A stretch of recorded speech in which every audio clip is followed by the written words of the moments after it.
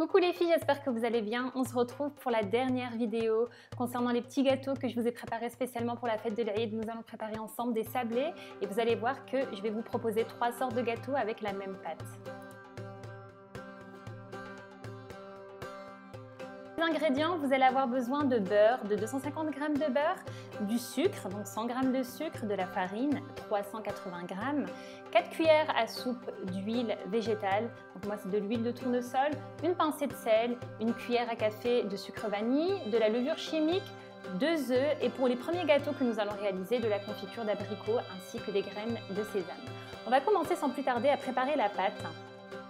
Je vais commencer par travailler mon beurre avec mon sucre vanille, ma petite pincée de sel, mon huile. Je vais ajouter aussi la levure chimique et pour obtenir vraiment un beurre un peu sous forme de pommade comme ça, et ensuite je vais ajouter progressivement la farine et vraiment bien mélanger les ingrédients.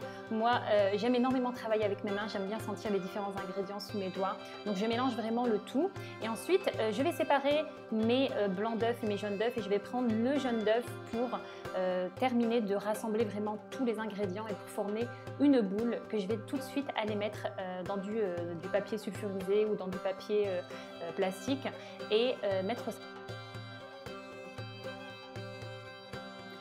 Nous allons commencer avec la première sorte de gâteau, les sablés à la confiture, vraiment que je trouve super bon. Je vais former un boudin et je vais venir utiliser mon blanc d'œuf avec un pinceau. Je vais donc badigeonner la pâte et je vais venir mettre des graines de sésame. Vous pouvez aussi mettre des amandes concassées. Donc moi j'ai mis des graines de sésame. Ensuite je viens découper. Vous avez aussi des moules spéciaux. C'est vrai que moi je n'ai pas de moule, donc du coup vous allez voir que je vais utiliser des techniques très simples. Donc voilà, je coupe et je vais venir avec mon doigt former, comme vous pouvez le voir ici, un genre de petit puits au milieu qui va servir pour y mettre la confiture.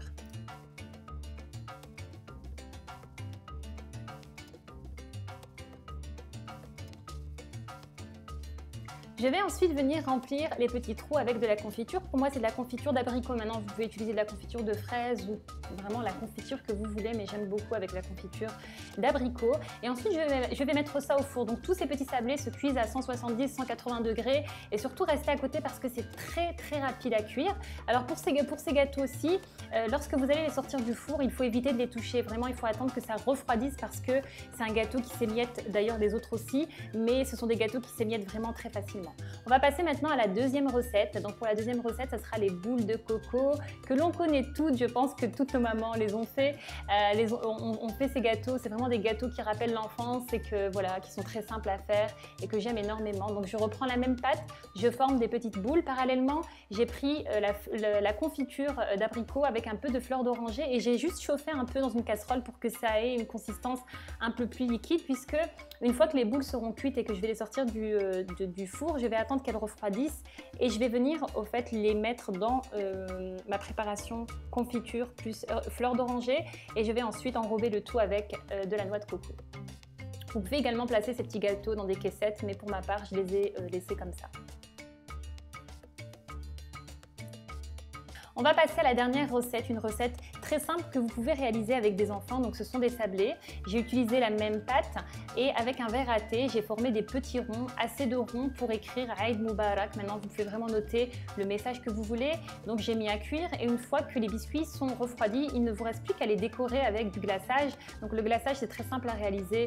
C'est juste du sucre glace mélangé à du blanc d'œuf. Donc moi, j'ai d'abord mis une couche de glaçage de couleur blanche et ensuite, j'ai ajouté du colorant rouge et du vert pour décorer ces petits biscuits. J'ai noté donc Aïd Moubarak. Bon, je vous avoue que je me suis pas super appliquée, mais voilà, c'est vrai que vous pouvez vraiment faire les motifs que vous voulez, écrire un peu ce que vous voulez. Et comme je vous disais, si vous avez des enfants, je pense que c'est vraiment une très belle manière de les investir dans cette préparation de la fête de l'Aïd. Et voilà, mes petits biscuits sont prêts. Et je vous assure qu'ils sont super bons. Donc voilà les filles, j'espère vraiment que cette petite vidéo vous aura plu. J'avais vraiment envie de vous proposer quelque chose de très simple et je trouve que l'idée d'utiliser une même pâte pour faire différents biscuits, c'est vraiment très sympa. Et finalement, avec ce qu'on utilise à côté, ça donne vraiment un goût qui est différent avec la noix de coco, les sésames, la confiture.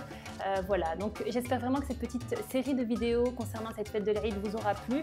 N'hésitez pas à aller voir d'ailleurs les autres recettes que que j'ai posté, donc 2 autres recettes que vous trouverez sur ma chaîne YouTube Hass.